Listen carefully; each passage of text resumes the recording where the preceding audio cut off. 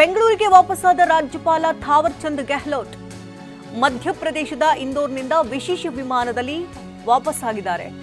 ಮೇ 27ರ ರಾತ್ರಿ ಬೆಂಗಳೂರಿನಿಂದ ಇಂದೋರ್ಗೆ ತೆರಳಿದ್ರು. ಇದೀಗ ಮತ್ತೆ ರಾಜ್ಯಕ್ಕೆ ವಾಪಸ್ಸಾಗಿದ್ದಾರೆ ಥಾವರ್ ಚಂದ್ ಗೆಹ್ಲೋಟ್. ನಮ್ಮ ಸಂಬಂಧಿಕರ ಅನಾರೋಗ್ಯದ ನಿಮಿತ್ತವಾಗಿ ಇಂದೋರ್ಗೆ ತೆರಳಿದ್ರು. ಮೊನ್ನೆ ಸಿಎಂ ಸಿದ್ದರಾಮಯ್ಯನವರು ಕೂಡ ಕಾರ್ಯದರ್ಶಿಗೆ ರಾಜೀನಾಮೆಯನ್ನ ಸಲ್ಲಿಸಿದ್ರು. ಅದನ್ನು ಅಂಗೀಕಾರ ಮಾಡಬೇಕಾದರೂ ರಾಜ್ಯಪಾಲರೇ.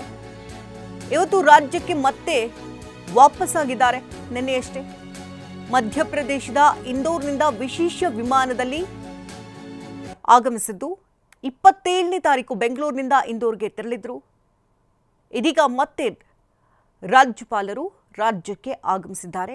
ಈಗ ಒಂದು 4 ವರ್ಷದ ಕೆಳಗೆ ನನ್ನ ಗ್ಯಾಸ್ ಟ್ರಬಲ್ ಶುರುವಾಗಿತ್ತು. ಹೊಟ್ಟೆ ನೋವು, ಎದೆ ನೋವು, ಮಸಲ್ಸ್ ನೋವು ತಿಳ್ಕೊಳಕ್ಕೆ 10 ಪರೀಕ್ಷೆಗಳು. ನಾನು ಅಮೃತ ಬಿಂದು ತಗೊಳಕ್ ಶುರು ಮಾಡಿದಾಗಿಂದ ಆರಾಮಾಗಿದ್ದೀನಿ.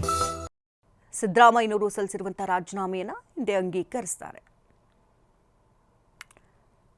ಸಿಎಂ ಸ್ಥಾನಕ್ಕೆ ಸಿಎಂ ಸಿದ್ದರಾಮಯ್ಯನವರು ರಾಜೀನಾಮೆಯನ್ನ ಕೊಟ್ಟಿದ್ದಾಯಿತು.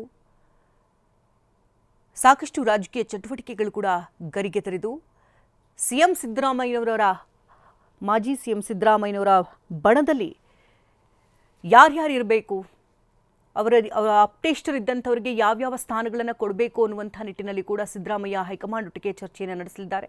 ಇನ್ನು ನೂತನ ಸಿಎಂ ಆಗಲಿರುವಂಥ ಡಿಸಿಎಂ ಡಿಕೆ ಜೊತೆಗೆ ಎಷ್ಟು ಜನರು ಪ್ರಮಾಣ ವಚನವನ್ನು ಸ್ವೀಕಾರ ಮಾಡಬೇಕು, ತಮಗೆ ಪ್ರಬಲ ಖಾತೆಗಳು ಯಾವ್ದು ಬೇಕು ಅನ್ನೋದ್ರ ಬಗ್ಗೆ ಕೂಡ ಹೈಕಮಾಂಡ್ನಿಂದ ಇಬ್ಬರೂ ನಾಯಕರು ನಿರ್ದೇಶನವನ್ನು ಪಡೆಯಲಿದ್ದಾರೆ.